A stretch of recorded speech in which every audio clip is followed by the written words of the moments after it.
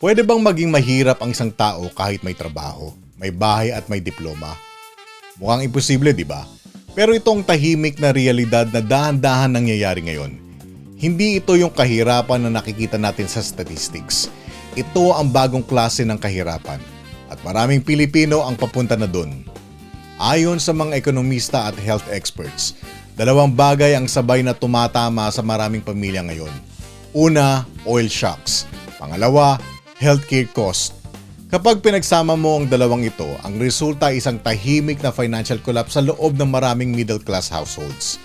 Hindi dramatic, hindi headline, pero totoo. Ang Pilipinas ay isa sa mga bansang pinaka-umaasa sa imported oil sa Asia. Halos 90% ng ating oil ay inaangkat mula sa ibang bansa. Kapag tumaas ang presyo ng langis sa mundo, tumataas ang presyo ng halos lahat dito sa loob ng bansa. Pamasahe, pagkain, kuryente, transportation ng goods.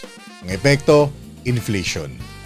At ang inflation ay parang buwis na hindi ipinapaliwanag.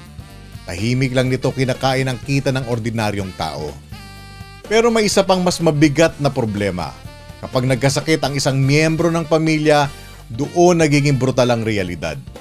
Sa loob ng maraming taon, ang PhilHealth ang sinasabing safety net ng healthcare system. Pero nitong mga nakaraang taon, naging sentro rin ito ng matinding debate at kontrobersya tungkol sa pondo at polisiya. May mga ulat tungkol sa paglipat ng pondo at pagbabago ng subsidies. May mga programang pinalit o ipinatupad sa ibang paraan. At dito nagsisimula magtanong ang maraming Pilipino. Kung mahina ang safety net, saan babagsak ang tao kapag nagkasakit? Dito pumapasok ang tinatawag ng ilang analyst na the new poor. Di sila traditional na mahirap, may trabaho, may pinag-aralan, may maliit na negosyo o regular na sweldo. Pero isang hospitalization lang, isang cancer diagnosis, isang major surgery, pwedeng mawala ang ipon ng 10 taon sa loob ng ilang linggo. At kapag sabay pa ang mahal ng gasolina, mahal na pagkain, at mahal na gamot, unting-unting bumibigay ang finances ng pamilya. Hindi sila indigent sa papel, pero sa realidad, vulnerable sila. Ito ang bagong mukha ng kahirapan. Hindi na laging makikita sa barong-barong, minsan na sa condominium, minsan na sa subdivision, minsan na sa opisina. Mga taong nagtatrabaho araw-araw, pero isang krisis lang ang pagitan nila sa financial collapse. Kaya ang mas malaking tanong ngayon ay hindi lang tungkol sa politika. Ito ay tungkol sa sistema. Handa ba ang ating healthcare system sa ganitong klaseng economic pressure? May sapat ba tayong proteksyon para sa ordinaryong pamilya? At kung wala, ano ang kailangang baguhin?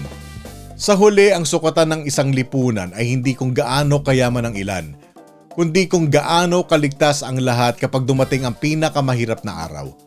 Kapag nagkasakit, kapag nawalan ng trabaho, kapag nagkaroon ng krisis. Kung may saysay sa iyo ang ganitong pag-uusap, like, share at follow ang Shift Network. Dito hindi lang tayo nakikinig sa ingay, sinusubukan nating intindihin ang sistema. At ngayon ikaw ang maghusga. Totoo bang may bagong uri ng kahirapan na dahan-dahang nabubuo sa Pilipinas? O mali lang ang pagbasa natin sa nangyayari? Kayo ang judge.